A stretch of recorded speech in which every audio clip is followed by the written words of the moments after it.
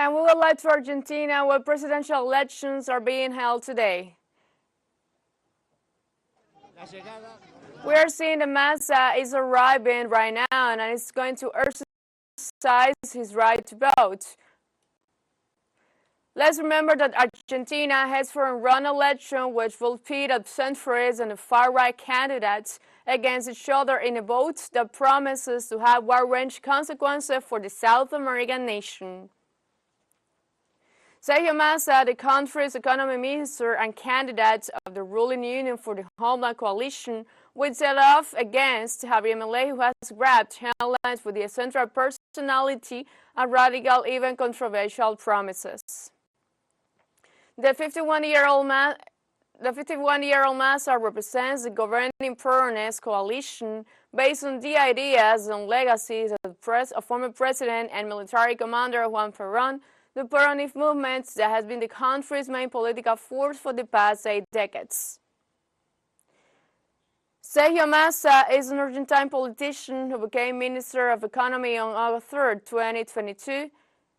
And from 2019 to 2022, he was the national deputy to the center of the left coalition, and he was elected in Buenos Aires province as the president of the Chamber of Deputies.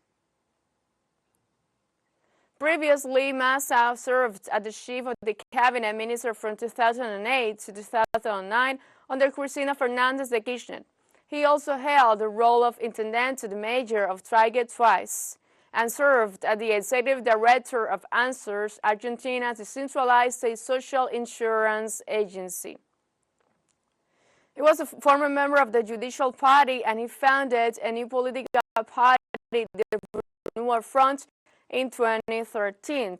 And as a leader of the United for a new alternative coalition, and Massa ran for president in 2015, finishing third in the first round of voting with 21% of the vote. 8 years later, in 2023, he ran for president for a second time as part of the Union for the Homeland Coalition in October 2023, winning 36.6 votes of the votes to Javier Milei's 29.9, leading to November runoff. Massa or Milei will replace. Let's recall that Massa or Milei will replace outgoing centralist President Alberto Fernández. Also, the Peronist movement, founded by the former Juan Perón and his wife Evita, that has been Argentina's main political force for decades. Donde, digamos, se va a hacer un poco más.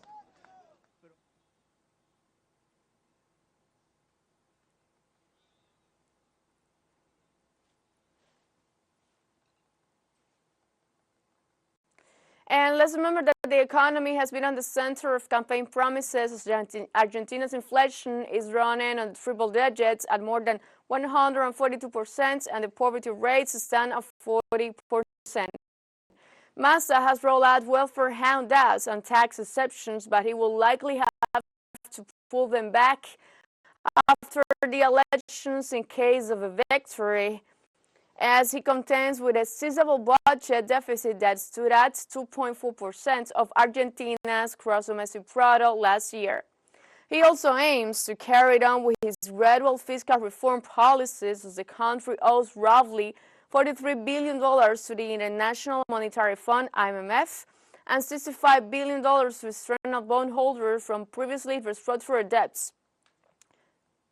And Milei has also taken a completely different approach, putting forward policies that almost entirely contradict those of this opponent.